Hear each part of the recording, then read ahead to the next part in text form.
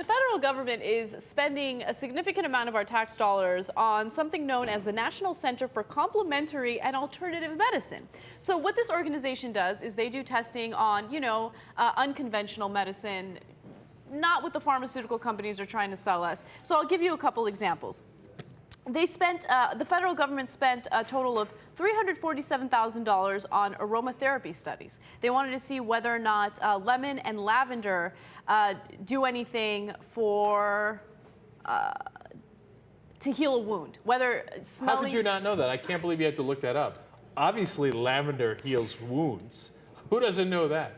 Look, I like experimentation, and you never know what you're going to get, right? And that's how the military discovered, microwaves, the internet, et cetera, et cetera. Right. So many great things, right? I like microwaves and internet. Anyway, but lavender or healing wounds is a bit of a stretch. It is a bit of a stretch.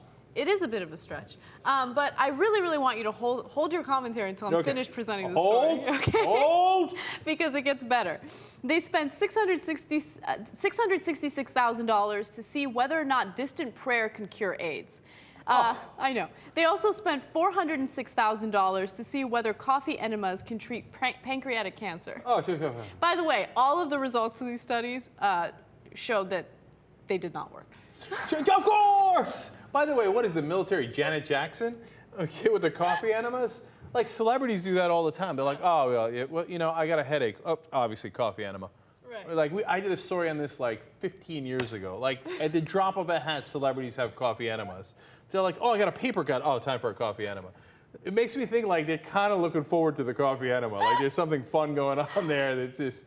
So, but obviously, by far the most absurd one is distant, prayer or meditation? Distant prayer, yeah. Distant prayer on AIDS. Yeah, to see whether or not it works. And of course, it didn't work. And here's who I feel bad for. The guy who has experimenting AIDS, with, and has got AIDS, and is like, all right, for a while, let's try distant prayer. Don't try your medicine, okay?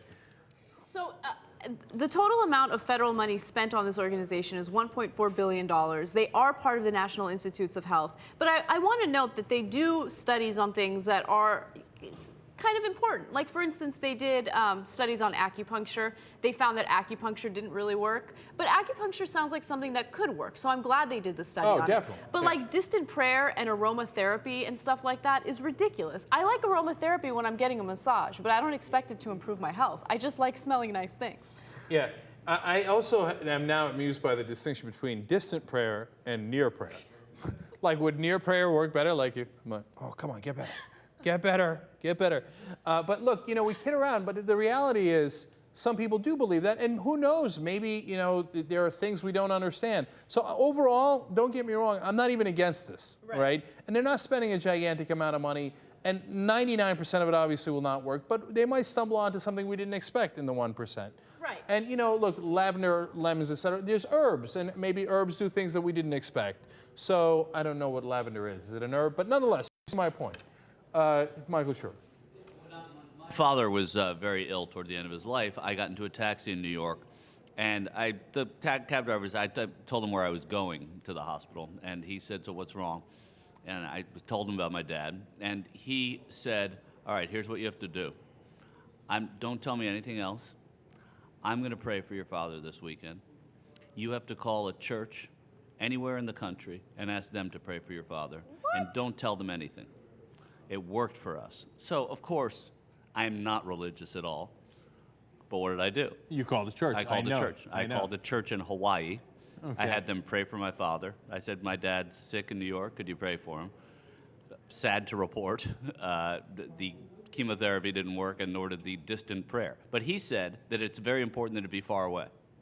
Oh, so apparently there is a distinction between there is a distant distinction. and near prayer. He said it's very important. I never felt stupider. And I I told my dad, and he said, well, maybe that'll work.